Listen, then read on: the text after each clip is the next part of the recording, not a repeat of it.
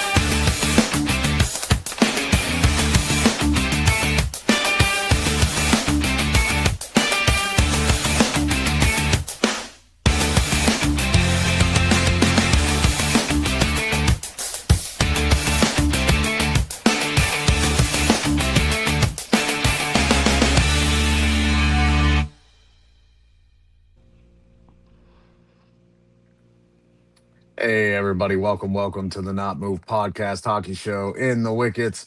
It's me and your boy A Train here with our good friend Southgate. A Train, how you doing tonight, my friend? Good and yourself, sir? I'm doing well, thank you. And Southgate, how are you doing tonight? I'm feeling good. I'm feeling kind of south of the gate. Feeling a little bit south of the gate, watching these games going on right now, right? Uh, yes, I am. Well, we're gonna go ahead and get into it, and hopefully we have a little bit of company later. But if not, we can roll as we always do because we are not moved and we are the best at making audibles. Tonight we do have some games going on, but first we're gonna do as we always do and check in with the standings. And since his team is number one, we always got to go west. We always got to go west first for the number one team in the NHL for the Colorado Avalanche, sitting at 95 points. A Train, you are 5 points ahead of the next person there, which is the Dallas Stars at 90, followed by the Wild at 87. And who would be the Avalanche's first opponent in the playoffs if they did start today? The Utah Mammoth with 73 points. You're sitting pretty, A Train, looking really good, man. Yep. Obviously, we are the top cut favorite. I mean, it's a known fact we are the first to 40 wins. The return of Nazem Kadri definitely up boosts just the team in general. We have the best goal differential, and Scott Wedgwood is playing out of his mind at goalie, which has really been, I think, the game changer this season. Yeah, I like what your goaltending has been doing. Of course, you know, the number one Norris Trophy candidate, Kale McCarr, has been doing his business out there with Devin Taves. You know, your team has just been stacked and scoring. Our boy Nate Dogg, recently in a little bit of controversy, which we could talk about here in a little bit, which for you and I is not controversial, but we'll get into that. He, of course, is in the leads with Connor McDavid and Kucherov, top three in points once again. Seems like this has been the last 3 year thing, and in the lead for the MVP. Southgate, have you been able to pay attention to anything going on for the Colorado Avalanche as they lead the West? Yeah, I mean, I'm, I'm, I mean, they're a great team. They're put together very well. I've been watching them. They dominate a lot of games. I'm just afraid they're a little too hot. I don't want them to get into the playoffs and cool down. I mean, that would be the only bad thing I could see for them. It's not the first time I've heard that. You know. Yeah, and also too, to be honest, we'll touch on that later because there is a topic that we'll tap in on, which is for the Now, wait. President's Trophy winners. Just correct me if I'm wrong. I'm sorry to interrupt. There are no buys in hockey, right? Bye There, week? no, there's just off days, obviously, in between games since they play like sometimes 3 to 4 games a week. And real quick, No, ladies no. and I'm saying gentlemen, when you get into the playoffs. oh no, they'll play. Usually, sometimes they'll go a day in between the games in the first, and then sometimes they get back to backs for homes. So But you said the first team they would play would be Utah. yeah, the first team they would be playing would be the Utah Mammoth right now, which I do like Utah. I think they're cagey, but like A Train and I said with that trade for Mackenzie Weegar, they had Utah's looking more like a future team right now. So this would be Okay, nice to see them get in the playoffs, but yeah, but you the know. only thing I'm curious about is it's not a team where Colorado could go in there cocky and half lackluster and Utah somehow surprise them. No. No, I don't think so. But real Okay. quick, we're going to put a pause on everything because we do have one of our friends who we promised that was joining the show earlier. He was able to pop on in. Ladies and gentlemen, please welcome from the Snake Sports Talk Show. We have our man Jake Silva. Thanks for joining us, Jake. How you doing tonight? Doing fantastic, man. It's awesome to be here and appreciate you guys for, bringing me up and inviting me. So love to get into some hockey talks because we've been yet to do this after, the post trade deadline. And now that we're in, March, getting ready for April, May, it's going to get, dicey all the way to the end. Yeah, definitely. We're taking a look right now at the standings in this Central Division of the West with Avalanche clearly on top at 95 points, followed by the Stars, Wild, and the Mammoth. And right now, that's the playoff shakeup for the Central.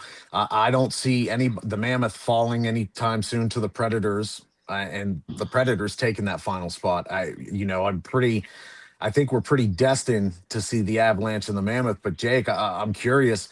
We all have said that we don't think that matchup would be really that tough for the Avalanche in the first round. What are your thoughts if they match up against the Mammoth in the first round?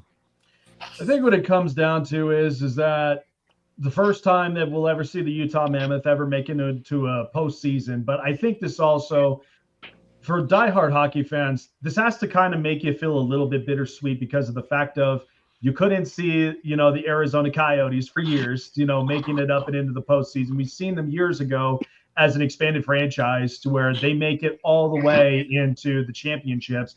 And then by then, after the Shane Doan years, it was like, what was this team really going to end up doing? I mean, they changed from Phoenix and then to Arizona. Then the ownership, eventually sold this group to go into Utah, which was unfortunate for all the fans in Arizona. So I feel happy for them to punch their ticket in the Stanley Cup playoffs, but I think they are going to get a taste of what the competition and what, the platforms really laid out because of teams like Colorado and Winnipeg and Dallas, and even for some teams into the West. I mean, this could be the first time, we may see, the Anaheim Ducks after a whole entire years of rebuild. And so that's going to be pretty nice to kind of get a little nostalgic to see these teams in here. One interesting thing that I heard said by the Wild GM Billy Guerin recently was something that we have all been clamoring about and wanting is the 1 through 8 format back in the playoffs for the NHL. This division beat 'em up has been fun for a little bit. For me, it was only fun for the first couple years, in my opinion. I like seeing the 1 through 8 matchup because it has a lot of different variants to it, right? You're going to see a lot different styles of play, and I don't like the people say it's okay, it's better matchups for divisional opponents to be able to clash before they finally get to see the other side. Personally, I'm against that. A-Train, I'll start with you. How do you feel about the current playoff format of just divisional people going after each other before they meet the other division opponents? See, I'm on the opposite side of the fence. I'm good with it, honestly. I'm good with it. I think hockey is good as it is. I don't want to change it personally. I might be the outlier, but that's how I feel about it. Southgate, any thoughts on the playoff format as it is right now? No, I like if you're saying the divisions go at it before the whole conference 1 through 8. I'd rather see the conference 1 through 8 go at it. Yeah, and That that's way. where I stand, of course, too. And Jake, we really haven't had a chance, so I'm interested as to where you stand on the topic right now. Well, I think as far as, we've seen so many various playoff formats for years. I mean, the best playoff format that we always tune into is the NFL because of the way that they structure everything from the seeding purposes to the division winners and how they break all that down. And then you have the first team that gets the first round bye. I feel like, the NBA was kind of in this similar predicament. Now, the NHL, the way that they've broken this down with the three, the wild card opponents, and then the 3 teams that make it up out of the divisions.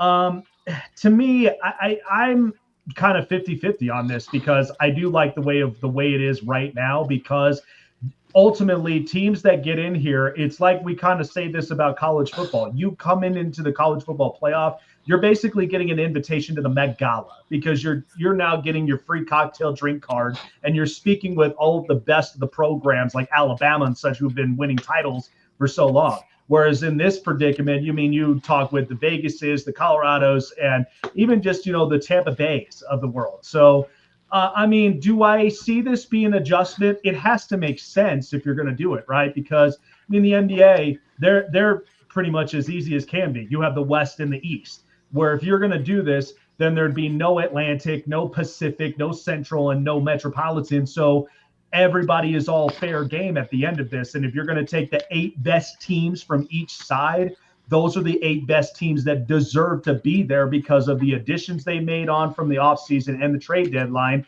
And they have the best group to make it. So I feel like they're right now, I see this as it's kind of still healthy moving forward. But if they were to choose to do this on an adjustment, it just has to make sense for a lot of the viewership purposes. If you really want, the viewerships to continue to climb because the competition atmosphere is growing vastly, and that's what we want. Yeah. And one thing I do think Billy Guerin said this for, and I think we can all say it safely, is he's looking at how the stars are aligning for his division and the playoffs. And it's not a fun ride unless you play the Mammoth, really. That's it. You're either going to face the stars. I don't see the Avalanche drop into that second position. So the Wild, it's an uphill battle either way. So no wonder Billy Guerin might this year specifically prefer that format. And I do think that this format currently has really benefited the Oilers the last 2 years. It Yeah. has. I think we can all safely say that it has really benefited them. You can plan for the Kings almost every year except for this year, and we really are going to see that change. But we're going to go ahead and break away since we have you for a limited time here, Jake, and go ahead and break into the player profile of the week, Pavel Dorofeyev.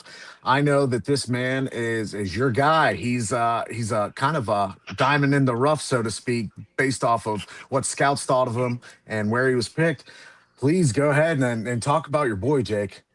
Yeah, Pavel Dorofeyev. I mean, the fact of him in his fourth season in the NHL and straight out of Russia, an entire country that is filled with talent. I mean, from Ovechkins to Nikita Kucherov, Pavel Dorofeyev really has fit himself in well as a youngster in the Vegas Golden Knights system. And remember, this is also somebody that unexpectedly we didn't see him become the ultimate goal scorer that this team has been looking for years, since the last time when William Karlsson in the inaugural year scored up over 40 goals. So they've been fighting to find that strict goal scorer for quite a while. And for Pavel Dorofeyev, I mean, this is a guy that he can really round himself up on all sides. But the whole entire meaning is he's there. He's basically an option to when you set things up for him to then just take the puck and shoot it straight for the back of the net.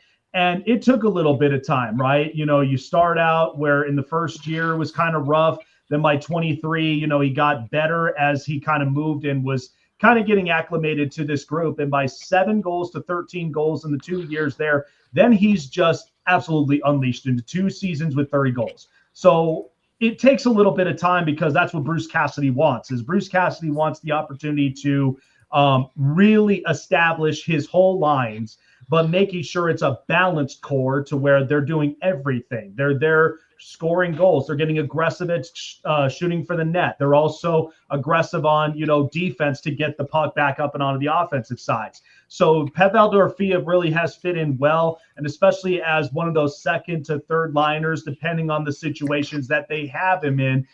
Bruce Cassidy has really used him out well. Now, the question is, what does this mean as far as contract is concerned? Because once you get a goal scorer who is making about 30 plus goals a season, of course, that's going to now have the extension talks of somewhere of upwards, probably not into the contracts of a guy like Kirill Kaprizov or Nathan McKinnon. I think it's just too early for that. But you will want to have a competitive market to where he's paid handsomely. And at the same time, if he continues this whole tear for 30 plus goals in like the next, I'd say 3 years, then that's where you really want to have the conversation of maybe a bigger max contract. Yeah, what does it look like here? You have him locked in until the end of this year, correct? And then he's a Yep. restricted free agent.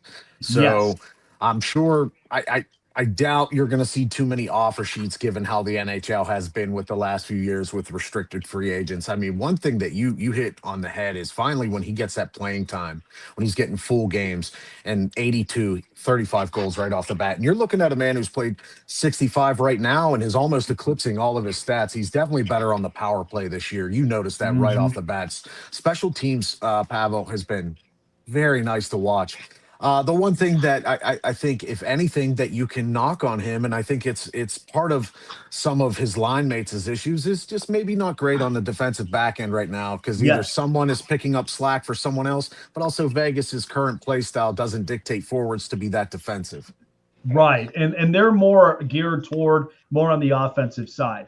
And to me, you want to have your best six guys up front that is going to score up offensively, because the bottom half of the lines, they either are playing as your special teamers. These are your guys that either can be the extra goal in case of your two fronts doesn't quite get the job done. But then you also want to be smart about where the goaltender is going to be moving at all times. How is he sticking with the puck? But then at the same time, you're also evaluating how is the defensive sets really putting on? Are they more of are they more of just kind of containing the spots, like whether you're going a little bit more up front in the perimeter, or are they mostly geared towards kind of closing up lanes if you're trying to get a one-timer out into the back end? So that's something that I think, the Golden Knights really want to work out more. And that's something Kelly McCrimmon really has to address at this, because I've always said this, I would prefer to have a guy in the special teamers, much like, and I've said this on the radio years ago,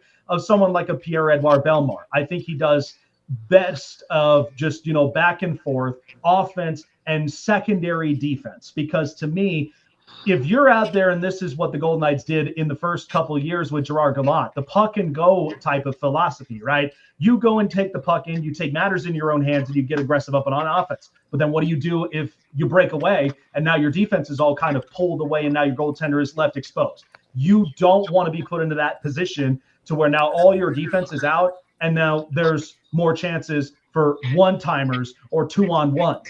That's something that they really have to be precise on, because if you don't have that special teamer on defense, let alone someone on offense to be the secondary defenseman, if one or both of them pretty much just fall out on the spots, then that's where you could really, really be exposed. And you would be probably more of a first round exit at the end of it, because you're leaning so much of the pressure onto your goaltender, and your goaltender's looking at you like, guys, I can't defend the pucks all by myself. I need to have secondary helps to collapse the spots and pretty much collide at the lanes and find ways to keep the puck onto our side on the offense and get the puck away and play superior defense.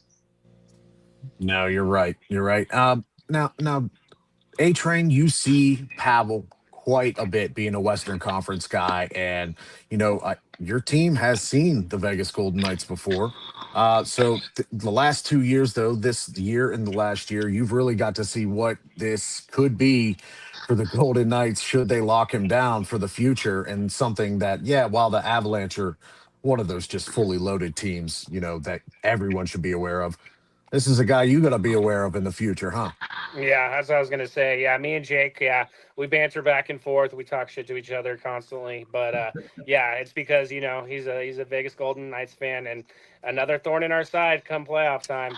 You're always there, Jake, and you're always seeming to give my Avalanche fits. But we always seem to make it a game every time when we face it up, whether it's regular season or it's playoff hockey at the end of the day for the last 3 years. That's right. Like I said, you've been a thorn in our side, just like Dallas. Like you're Mm-hmm. always there. And you guys are always making a push late. So Mm-hmm. I tip my hat. I'm not the biggest fan of the Golden Knights, but I tip my hat. They are a good team.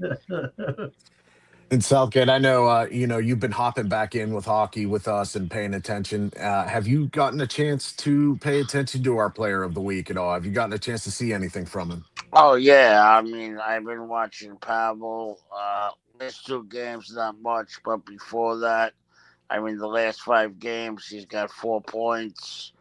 Um, he's got 2 goals out of the last 5.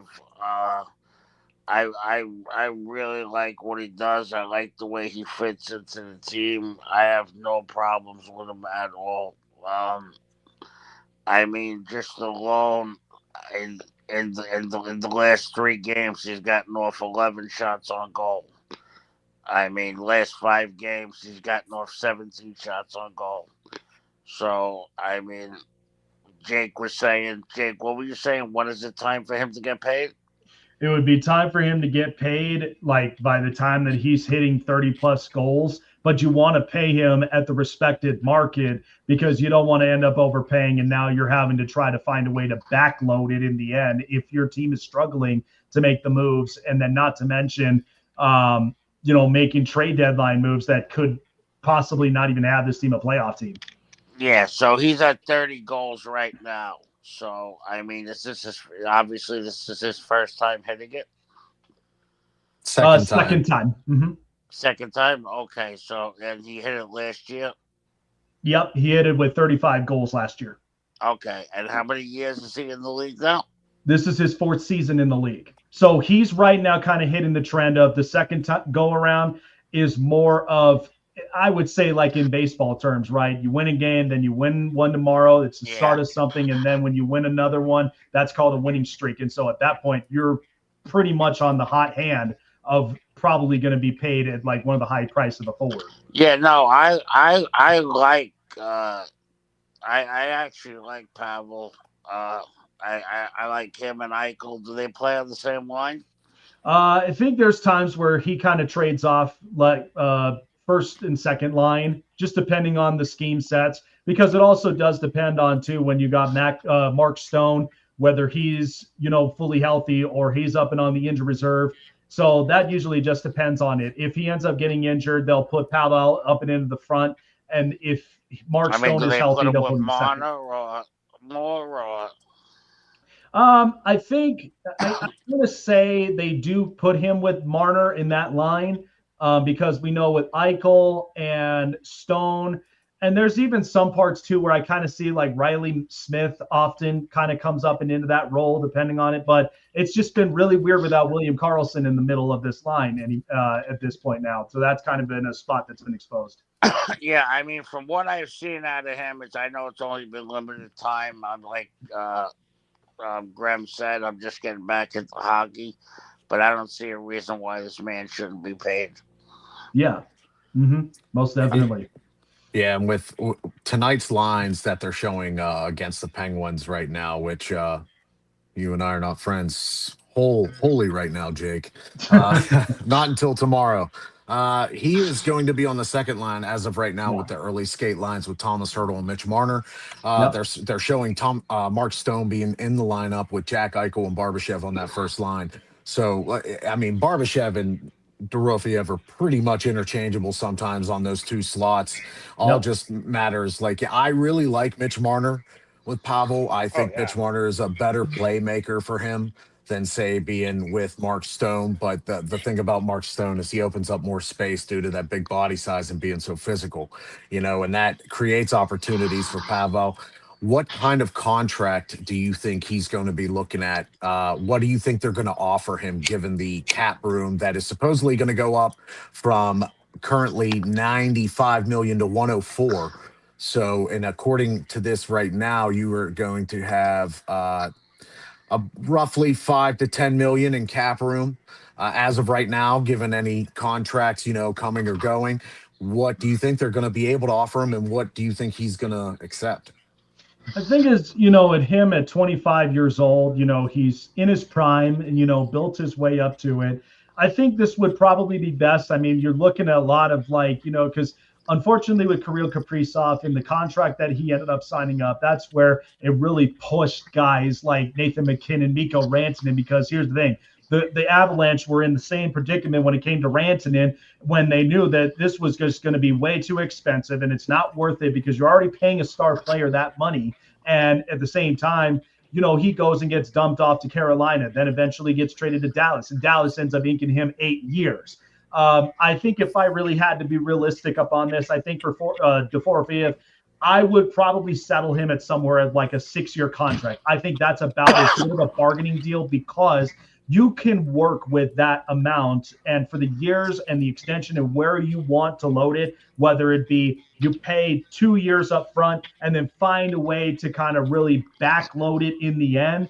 I think that would be the best thing that you can put a smile on his face and just show that, hey, you are an elite goal scorer and you were exactly what we look for without even having to go into the free agent market to find someone like that. So he's already kind of built into this system. So it only makes sense because you know this atmosphere, you built the chemistry with these lines.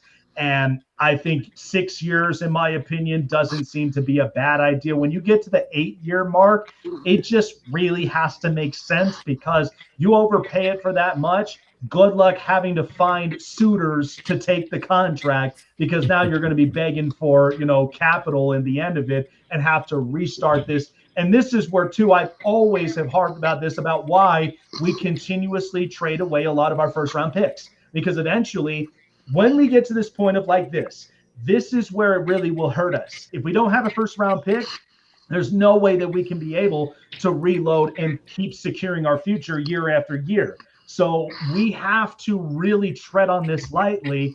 As much as we traded the picks away and then going and picking up someone like Nick Dowd, that's where they really have to start focusing on from this point forward. So I think 6 years is about as fair as you can make it. If you get to 8 years, it just has to make sense. But if they overpay it, that's where you really will see more of the kink in the armor for the Golden Knights if they can't figure this out. Good pun. I like that. That was crafty. Looking at raw numbers for your team here, Jake, he's eligible just off of a restricted free agency contract before arbitration. He's eligible for 6.5 just right off the bat, given off of performance and everything. So I would imagine that if they're going to lock him down at a 6-year contract, I'm thinking 8 million, 8 to 8.5 Yes. for him. That's a reasonable rate for a guy who's in his prime and starting to finally come up, especially given the Golden Knights system. Like you said with the draft picks, unfortunately, this year's draft pick, I believe, goes to Calgary, right, for the Noah Hannafin trade. Yep. Goes Okay. to Calgary for the Noah Hannafin trade. Not to mention giving away a first-round pick to the Washington Capitals in the Nick Dowd trade. And so that's one that we really have to think about. Yeah, your 4th-round pick for the Capitals, and you do have 2, 3, 5, 6, and 7. So we'll see what ends up happening, especially with the offseason. After this cup run here, we're going to see, what trades may shake out.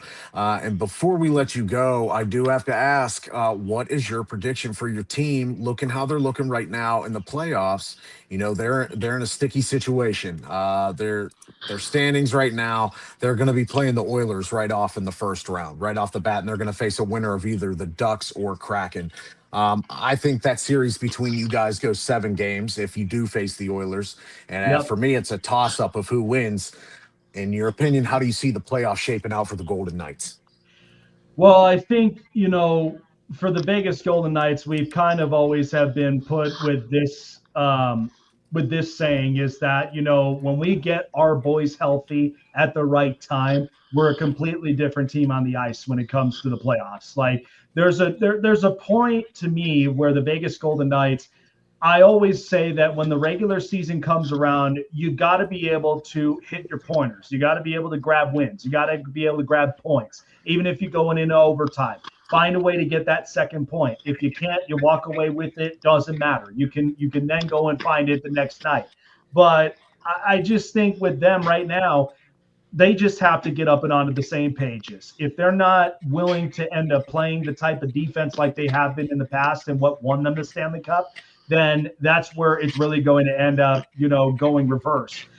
We know Rasmus Anderson, the newly acquired trade was somebody that we really had high hopes for. And to me, I wasn't pleased with it because of one, I don't think he's not a talented player. I think he's very good, but for who he gave up, Zach Whitecloud. He was a part of our Stanley Cup winning run, and at the same time, he can play superior defenses, get his body up front, and then find ways in which he can be aggressive when it comes to the physical play.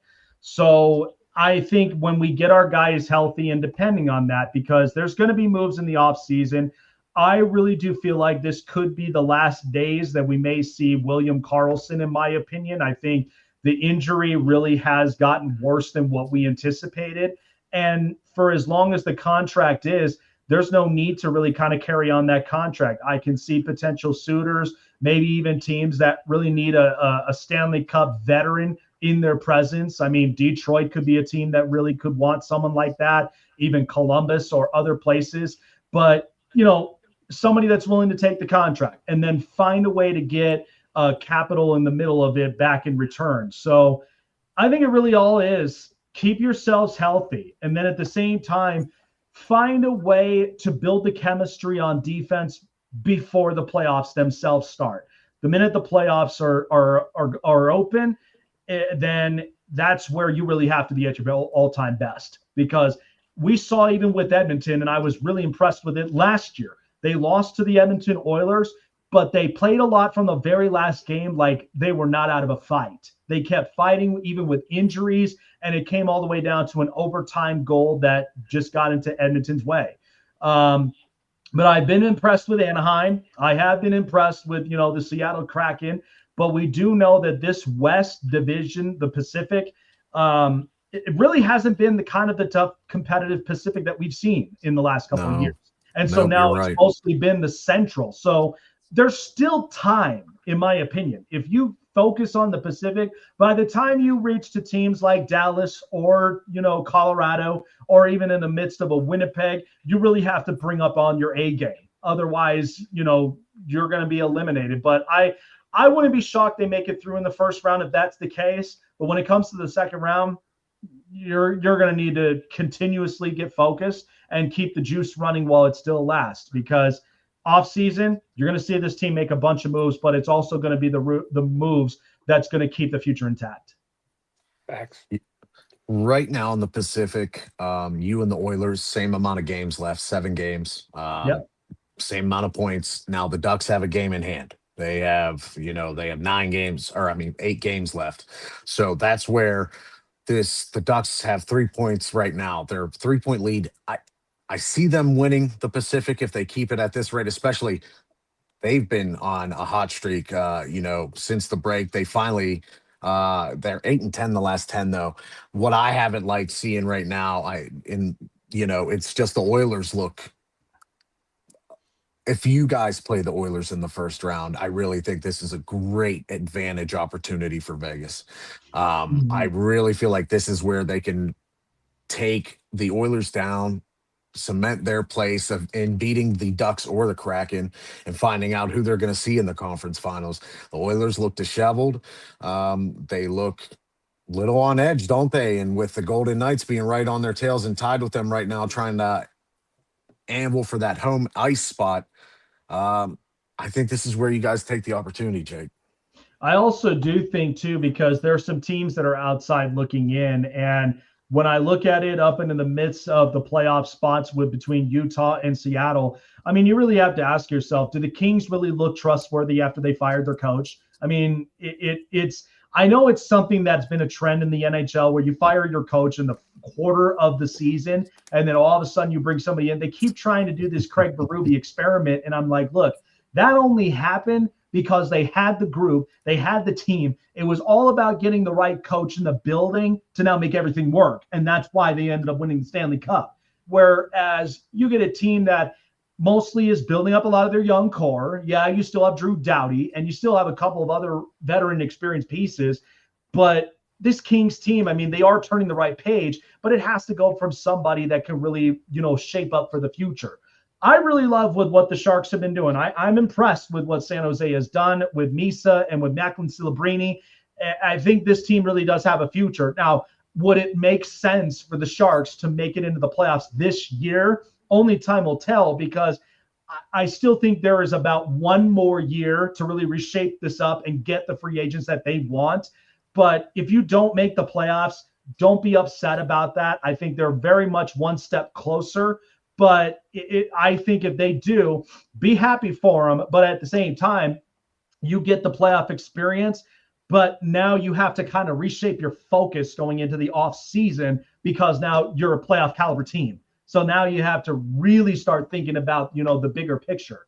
So I think there's a chance in which the Golden Knights, they have to get themselves back up and on track. Losing 3 straight games right now doesn't seem to look well for them. But at the same time, it doesn't seem like there's too much to worry about right now at this moment, with the majority of the teams, the 4 teams, Utah, Seattle, LA, and San Jose on losing streaks. And then you only have the Predators who just got their win. So there's still plenty of time for that, but they can't really be nonchalant about this either. So hopefully they can take advantage of it. But the teams that are outside looking in, that's going to be quite an uphill battle all the way up to the end of who really makes the 2 wildcard spots. Well, Jake, I want to take the time to say thank you. We all appreciate you joining us to talk some puck. I know we have you on a limited time here, so we're going to go ahead and let you go. Hopefully, we can get you back some time to join us for the playoff talk. But where can we find you? Where are you streaming? Give out your props. Give it all out, Jake. Well, for people that know, I mean, I am definitely a hockey nerd at first.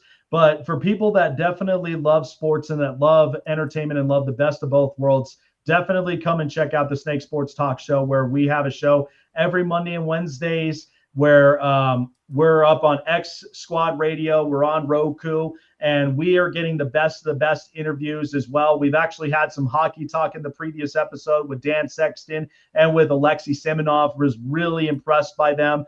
But we've got a lot more along the way next week. And, of course, a couple of changes, so stay tuned for that because I'm going to be heading back up and into work next week, Wednesday. So excited to be back up and on it. Really excited. It's been, quite a while being at home, being kind of cooped up and hanging out with little man. But time to get back into the grind, time to get back into work and, really reshape and kind of refocus up from here. So definitely check out the Snake Sports Talk Show on all social medias and also wherever you guys find your podcasts.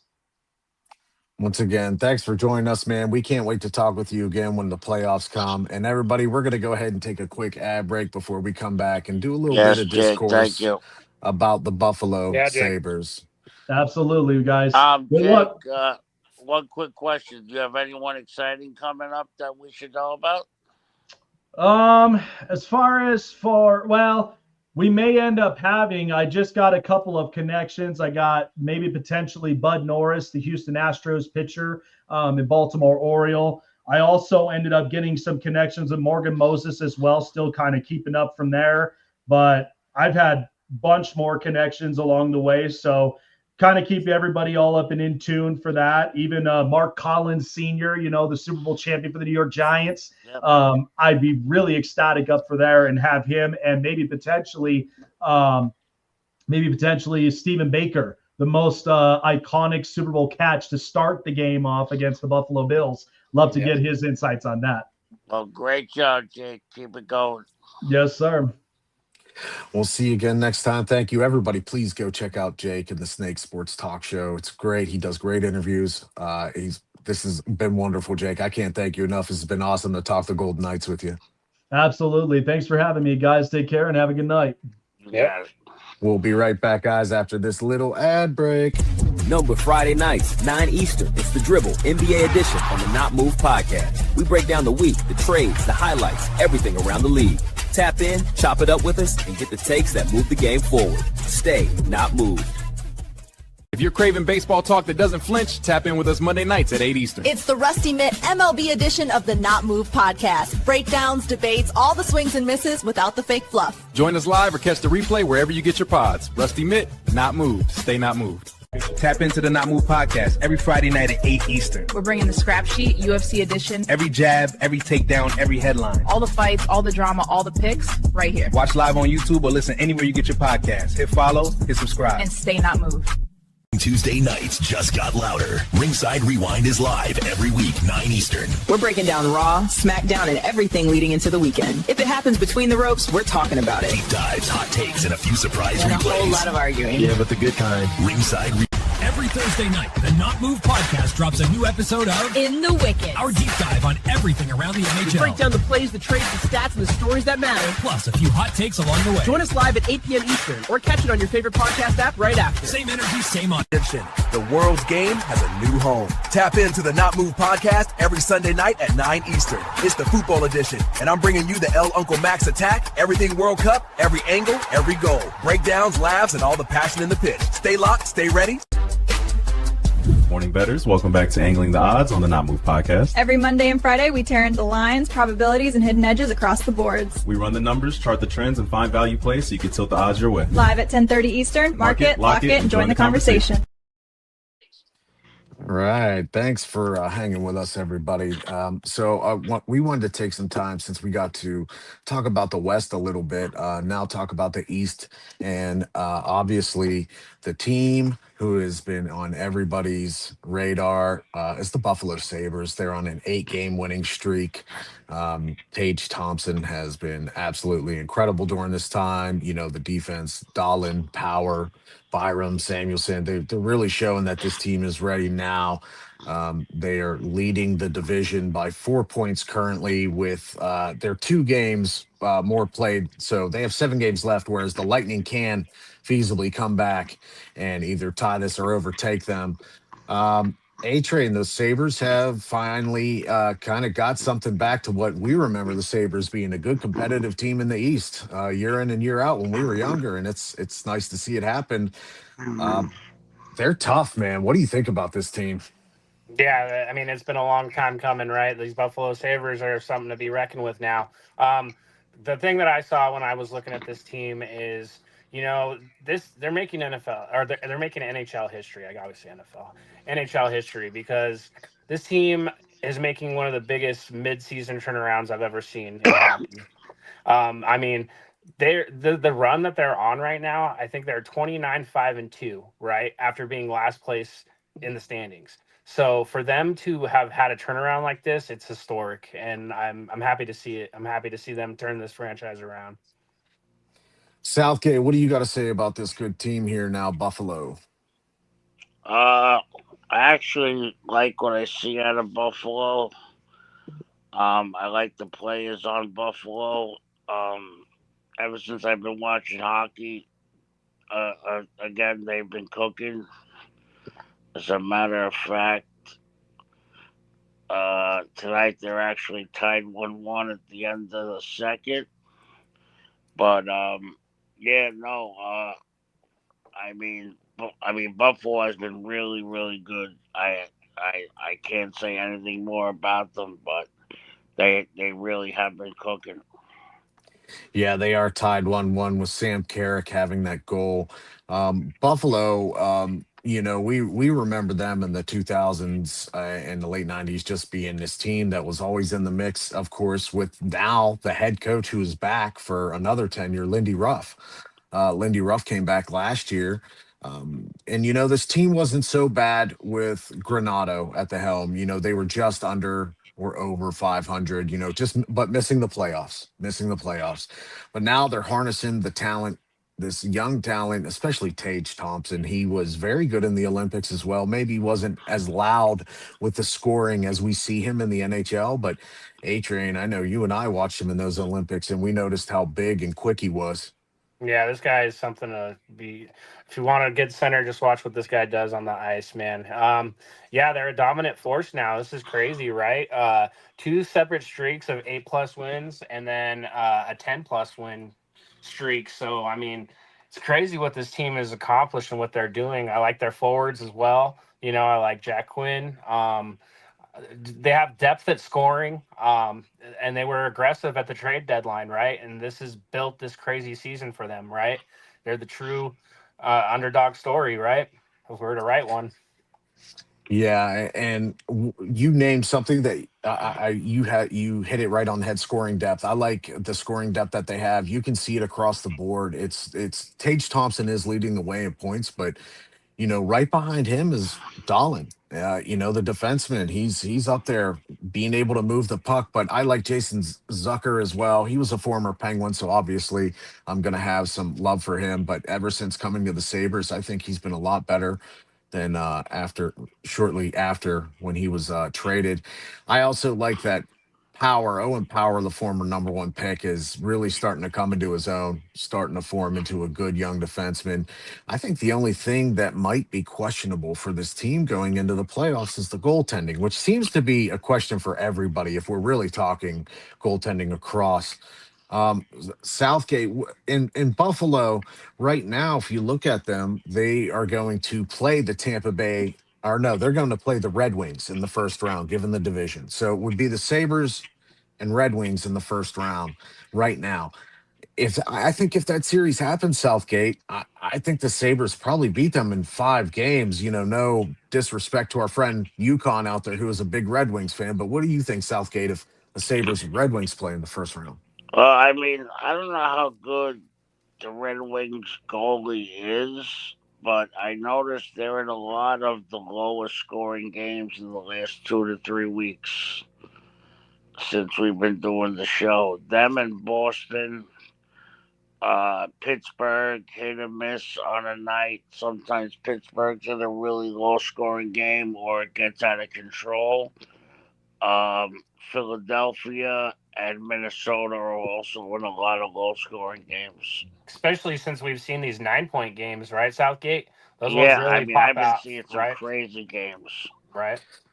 I I mean, mean, what like, just what was it earlier this week? We saw Buffalo and Tampa Bay go for an 8-7 game, or what was it?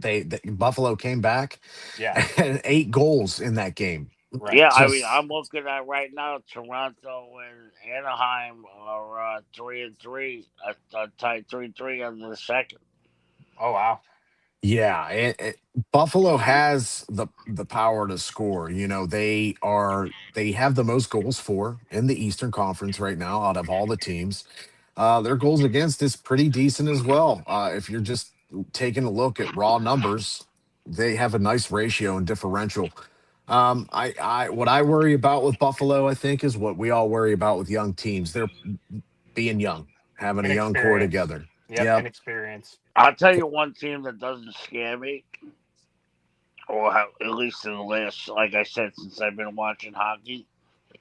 They're in a lot of low scoring games, but they're not scoring, which is Boston. Yeah.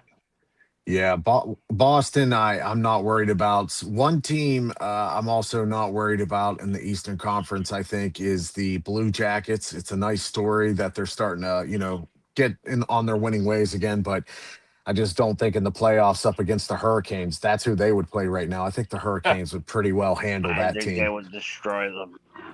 Yeah, I think at the most we'd probably see 5 games. Whereas my Pittsburgh Penguins and the Islanders, it's a series I don't like for the Penguins right now, given this team.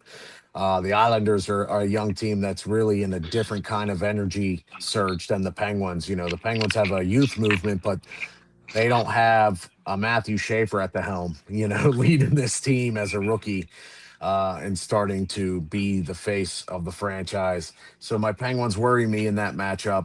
And if they do manage to get past it, the Hurricanes are too good in the East right now. I just 88 want to points. say also out west, Jamie Benn has been playing very well. Yeah. Jamie Benn and Miro. I'm not going to pronounce that one. Heiskanen? On Dallas. They've also been playing very well as I've been watching. Yeah, Dallas has been once again the thorn in A Train side is coming back to haunt him. Hopefully he gets to at least have the Mammoth as the first round team, or if it's gonna be the Mammoth. I don't see the Predators coming back, but the Stars and the Wild hopefully can damage each other before seeing you, huh, buddy? Oh, the Flyers are on the board. The model of consistency in the West, honestly. I'm not going to lie. Yeah, that's why I don't. That's part of the reason why I haven't liked the divisional rounds the last couple years. I think the Central Division is is the playoffs for me every year. I think that is the West. Yeah. Yeah. Graham, I have to be honest with you. I know Minnesota has a really good record, but they're another team. Not enough offense. No, they have a decent amount of offense. They're right in the mucky middle when it comes to scoring. In the last 2 weeks, at least. Well, in the last 2 weeks, they've still gone. In the last 10 games, they've still gone 7-10-2-1. So I'm not. The Wild I am worried about. Billy Guerin's a smart GM so far for putting this team together. He's going to regret it later with all the picks that might have gone out the window, of course. But Yeah. the Wild are in win now mode. They're deep at goaltending, they're deep at defense, and they've got speed. We'll see if Kirill will get this opportunity to light it up in the playoffs. But that's a team I think if the Stars underestimate, that's not going to be very fun for the Avalanche to play against either, because they have given the Avalanche some tough games this year, haven't they? Yeah. Well, we got the best of them last time, so I'm not too worried. Shout out Nathan McKinnon. What? Yeah, it's great. It's great. I'm glad my guy's not getting suspended now over, a second major penalty, to get him suspended a game. So he's not going to face that game suspension for that bullshit call. Sorry. Well, Zegras with his 32nd assist of the season. Yeah, well, good for that scumbag.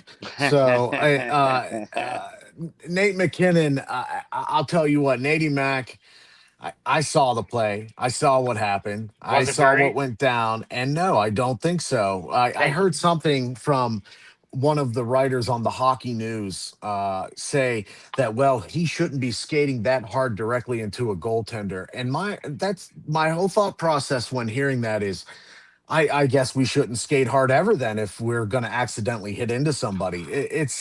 What kind of comment is that? That's how Nate has played his entire career. And how many goalies have ever been injured because of his style of play?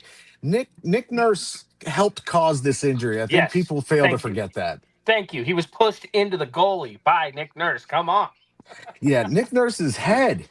He pushed Nate's hip right into Connor's head. It all happened at once, all at the same time. Yeah.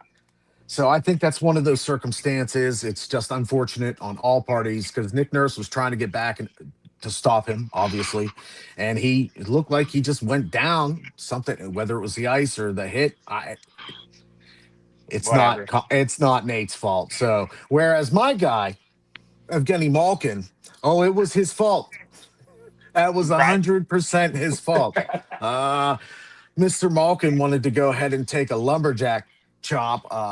He was very, very unhappy about the game. What did he get, 2 games? No, he got 5 games for that lumberjack chop. Yeah. Jeez, yeah, he deserved it. It is what it is. It's the second time he's done something like that in his career for the illegal slash. And of course, it was against the Buffalo Sabres, who were handling us pretty well because I think Robert, who is not allowed to root for the Penguins anymore, NMP Robert, who hosts the wrestling show on Tuesdays at 8 p.m., he is not allowed to root for our Penguins anymore. And Southgate, I heard he's coming for you and your Hurricanes, so you better watch out. That's all I'm going to say. Do it. Well, actually, Southgate needs 2 third-period goals. Can we get them? I need Aho. It's off to the Stanley Cup we go. And I need Morgan Geekie. Geeky, I'm not sure of. I think maybe he's going to start slowing down. The Sharks team is looking really fast tonight against him. But I do think our boy Aho is going to score a goal for you tonight, possibly. Yeah, because I got Austin Matthews in, which he was due. It was like 4 or 5 games without a goal. Yeah. And you know what? I hesitated because I seen 6 games without a goal for Tavares, and I didn't put him in. Yeah. Shame on me. Shame on you. I think it is shame on you because tonight we're going to see the Penguins hopefully have Mantha put up a goal against the Vegas Golden Knights and also see Carlson get 2 points. I mean, unless we can go get a goal from Timo and then what's Timo's last name? Mirror. It's actually easier than you think. It's Meyer. Mirror. They tricked me with the I. Why got can't you they good. just put a Y there? It wasn't even that hard, Southgate. It's because they knew we were going to be asking you about their names here Well, for every Thursday at 8. Well, I know I'm not pronouncing this one correctly, but Nikos. Natchez. Yes. Natchez. That Yeah, one I see, screw that's up where they too, though. get you. That's where they Yeah, they get you. got to put an H. Yep. Well, Another anyway, shirt coming soon. They got to put an H. we could do with Timo, and then an H just later would make Southgate happy. He's been hot. He's been hot lately, huh, Southgate? You like that? Yes. Yeah, you like that. He has been hot. I'm also looking for later, if anybody's going to be watching the Blackhawks and the Mammoth game, I'm looking for my boy Logan Cooley to get involved. And I'm hoping that Clayton Keller can finally get back on the scoring schneid and start getting back into action. It seems like he's been a little stale since the break. So Clayton Keller, looking for him to get back on. Hey, I'm just curious, what happened to Kyle Connor? Ever since the break, Nothing. Kyle Connor has been struggling. Mr. Connor for the Winnipeg Jets hasn't been doing the best as of late since playing for Team USA. But you know, the last two games, his last five is really, he's improved the last three. Really, if you look at how he's been playing, he finally got back on the scoring board against Tampa Bay in a win when they got up 4-1 in that one on March the 5th. But you know, one assist and an overtime loss to or an overtime win to Vancouver, a -3 in that loss to Anaheim. And But that did team, he even really do that good in the Olympics? So he had for me, he had one game that he had a pretty decent showing in. I would say he played solid, but wasn't called upon to play those big minutes like the other guys. So maybe wasn't given the opportunity completely. Yeah. But you know, hey, he's still doing, despite what's happening right now, Southgate. He still has 71 points in 63 games this year. He's on the verge of scoring 30 for the fifth consecutive season, which would end up being his eighth time scoring 30 in 10 years. So it's, you know, this is just maybe a little bump in the road for him at the moment. I can see him turning it on maybe in his next 5 games, especially this is the push. This is the push right now for the playoffs. We basically have 7 to 9 games left in general for everybody. Anaheim just officially blew their 3-1 lead. Wow. It's 4-3. It's 4-3 Toronto. Nylander on a power play. And 3 assists tonight for Knees. Matthew Knees. Oh, I do like Matthew Knees. It's good to see him producing out there, even though I don't like Toronto. So we're gonna do one quick last little segment here before we get on out of here. We want to talk a little bit about the President's Trophy winners from the last few years, and in general, since the President's Trophy was introduced to the NHL in 85-86 season with the Oilers, it is the trophy for the most points for the leading team in the NHL. Now, out of the President's winners since this time period, you know, it's been a few. We're looking at roughly There's 8 Stanley Cup winners. It's 8 Stanley Cup winners. Let's just say how it is, Graham. There's a curse. When you win that, you don't win the Stanley Cup. That's the curse. Well, I call it a curse. Hey, you guys, your last time it cursed you, but the first time you did it, you won the cup back in 2001 when you got that one, the second time in your franchise history.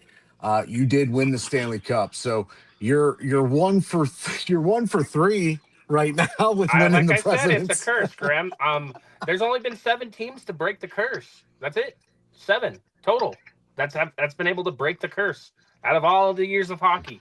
I mean, you got 2 in the 80s, 2 in the 90s, and 4 in the 2000s. So it just doesn't happen. When you win the President's Trophy, you don't win the cup. It's just I'm looking back and I'm looking at, like, you know, the Rangers in 23. They lost in the conference finals. The Bruins, they lost in the first round in 22.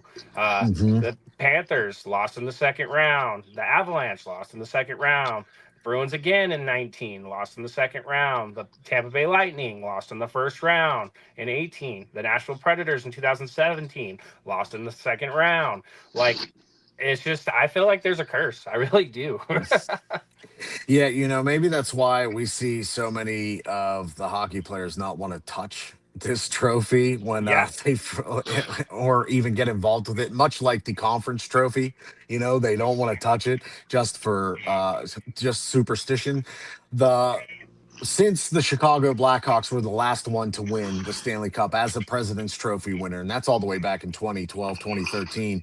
You know, there though, you saw a lot of success from President's Trophy winner because, in between there, you had the Red Wings in '07, '08 win the cup against my team, Pittsburgh being a President's Trophy winner. But like you said, it just seems like there's something here. The biggest one that in your and my lifetime that we've seen is the all-time points leaders, the Boston Bruins, just completely collapse in the first round against Florida. Yep. Yeah, that Florida team ended up going to the Stanley Cup Finals and losing, but still, no one saw that coming at that time. Yeah, I'm looking at most wins, Graham. The Red Wings have 6. The Bruins have 4. The Rangers have 4. And then the Capitals have 3. So, I mean, it can be done. It's just not a huge list. No. Graham, what do you think is a more superstitious sport? You think it's baseball or hockey? I know they're both very superstitious. It could be equal in my eyes, depending on what Yeah. it is. Because if a goalie is hot, you're going to see a lot of weird goalie habits. If if a goal scorer is hot, you're going to see a lot of weird goal scorer habits. Baseball, though, they might take the cake, Southie. I actually heard a hysterical story today, not to get off subject, but for baseball, I was dying laughing. Do you remember the Bo Jackson when he broke the bat over his head? Yeah. Okay, he was 0-2 when he left 5 men on base. He struck out twice. So he went up to the clubhouse in between innings. He was DHing. And he went into the freezer to cool off. It was a hot day. And the only thing in there was beer. So he chugged 2 beers and he came back down. He got up to plate and he hit a home run. So for the rest of the season, every time he got up to bat, they made him drink a beer. What a time. Imagine. What a time. Every time you're going up. I just had to share that story. Superstition in baseball is crazy.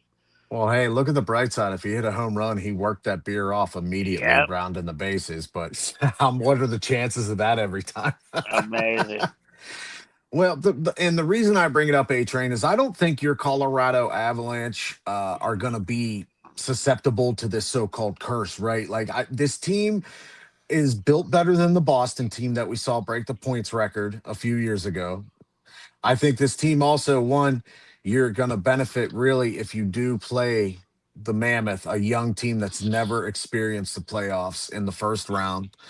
But then also, I just think right now with the way the Avalanche are playing, yes, they're winning last 10, they're 7-3, right? They lost their last game, but they're 7-3 in their last 10.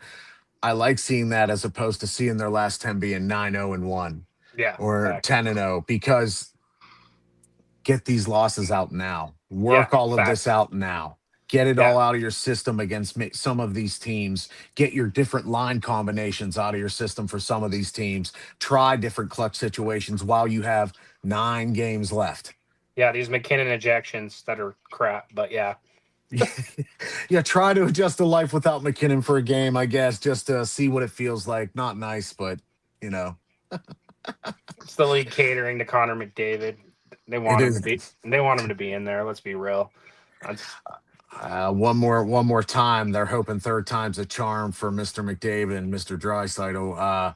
We will see, because this year, now more than ever, I am not convinced that the Oilers, who are losing as we speak right now in the second period to Dallas 3-0.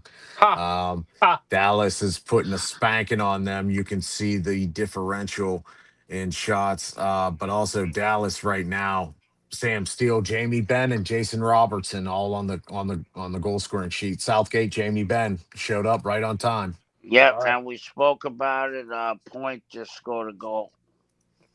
Braden Point, who has been kind of off again, on again since coming back from injury.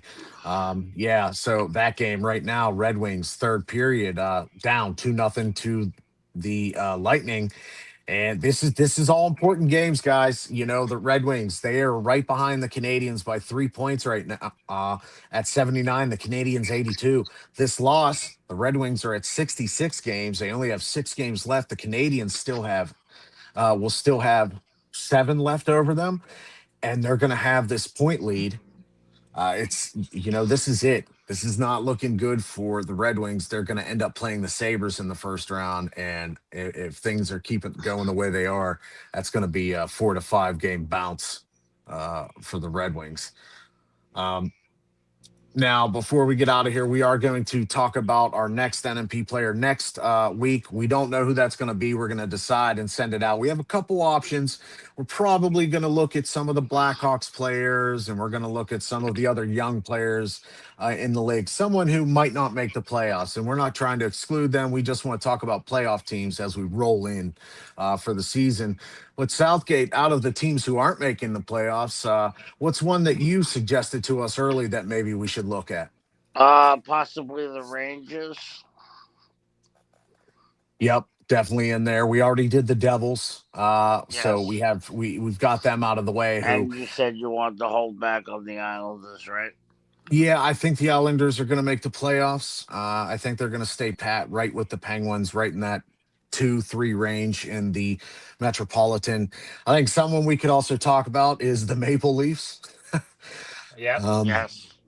They're not doing anything this year, and with the Maple Leafs, we would really have to examine that, wouldn't we, to see who's a young player maybe locked down, because with all the strife recently after the Olympics with their main man, Austin Matthews, and the fans raining booze down on him and being very, very critical, might not want to do a guy like that, right? Actually, yeah, I mean, if you want to talk about the Maple Leafs, hold on, let me see. He's breaking out the stat sheet. See who sucks. Yeah, I mean, how about Nylander? William Nylander is a guy who's been there for a while. I believe William Nylander is also locked up. He and Austin Matthews were getting paid. Obviously taking a majority of that cap, rightfully so. Who are the younger guys there? Well, Nylander is still relatively young, and as far as hockey years, he's still young, and he's signed. He's young, or no? He is. He's still signed, obviously, till 2032. No, I'm saying Knees. Matthew Knees. Yeah. Matthew Knees is relatively young. I mean, he's in hockey age. He's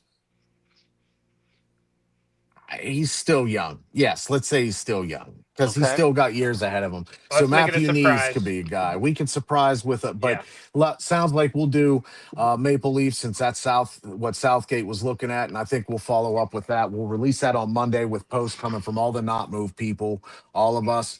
And once again, everybody, thank you for joining us. We're going to play these ads going on out. Once again, we appreciate you joining us on the Not Move podcast. We're going to be back, of course, Thursday, 8 p.m. Eastern Standard Time. A-Train, is there anything you want to leave us with before we head on out? Wait. One thing, I'm sorry. Sam Bennett. This guy. Sam Bennett has scored. Wyatt Johnson has scored. And wait, what was that? Wyatt Johnson. Hold on, what? Wyatt Johnson. Wyatt Johnson. Yes. And we got a score. We got a score from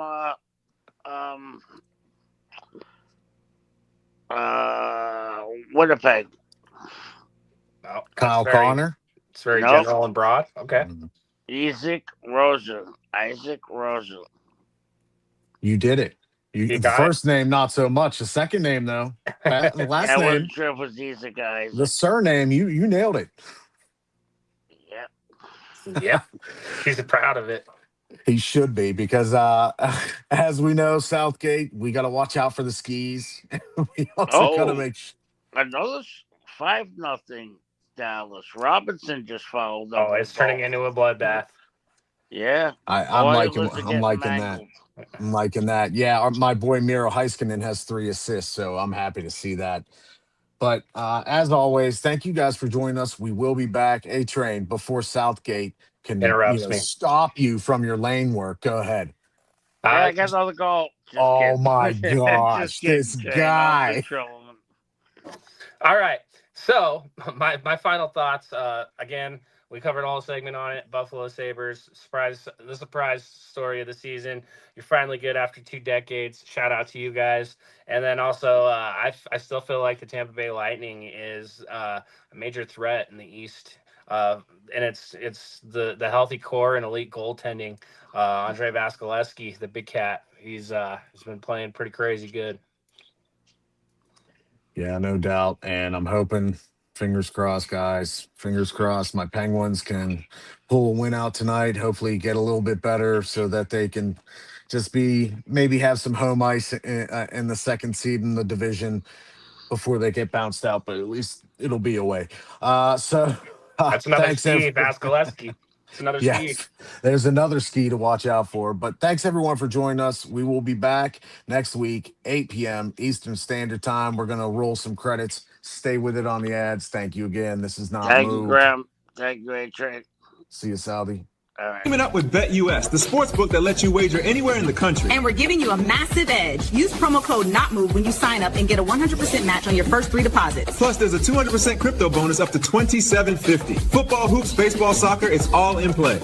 Think you know sports? Ride with the underdog. Get in on Pick'em or Best Ball. Make your moves and watch the games come alive. Play $5, get 100 instantly when you sign up with promo code NOTMOVED. Turn every drive, dunk, and homer into a payday. Download the Underdog Fantasy app and start winning. Need some new Not Moved drip? The In the Wickets hoodie just dropped. Super soft fleece, heavyweight feel, and the official NMP patch on the sleeve. Tap add to cart, check out, and let us handle the rest. In a couple days, it shows up at your door, ready to rock. Rep the podcast from the couch to the tip. Oh, the Orphan Elimination Chamber tee just dropped. Fresh out the box. Look at this. That print is nasty. Chain link O, silver hit. It's tough. It's soft too, y'all. Fits right. Little drip for the Elimination Chamber weekend. We rocking these all season. If you're part of the Not Move fam, you already know. Jump on it before it's Grab gone. yours now at Not Move Shop. Today's episode of Not Moved is brought to you by Open Goal, the world's #1 backyard goal. If you love soccer but hate chasing balls into the neighbor's yard, this thing is a game changer. Its rebound net sends missed shots right back to you, and the side nets keep your landscaping and your windows safe. It's perfect for kids, for training, or just having fun. Today's episode of the Not Moved podcast is brought to you by Walmart.com. With our storefront in the Walmart app, you can get everything you need, pick up or have it delivered. We ordered dinner while recording and it showed up before we wrapped. Better good sweet corn and burrata ravioli. Nuri protein drinks, even St. Patrick's Day treats. Walmart.com. Episode of the Not Moved podcast is brought to you by the MLB Shop. They have every team's gear, from classic caps to World Baseball Classic hoodies, all official and all ready for game day. Tap the link in our bio to head straight to the shop and snag your favorite merch. Basketball nights just got even bigger. With NMP and MyBookie, you can bet on every matchup, no matter where you live. Tap in, pick your spread, and watch the action unfold. Start wagering in every state with NMP and their sponsor, MyBookie.ag. Use promo code NOTMOVED for up to $125. The Not Move podcast is fueled by Dubby Energy. Smooth, jitter-free focus, and flavors that slap. Mango, berry, watermelon. Whatever gets you locked in, they've got it. Hit up Dubby.gg, use promo code NOTMOVED, and snag 10% off your order. Stay not moved, stay energized.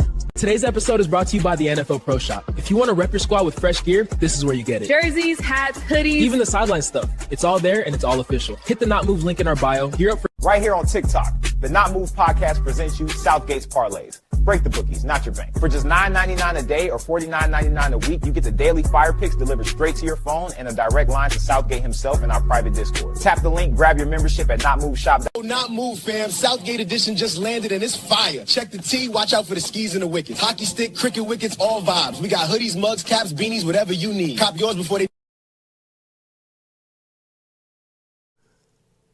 This non-casual podcast may not be reproduced, retransmitted, or reused without the authorized written consent of the Not Move Podcast Network. Thank you, and we hope you enjoyed today's broadcast.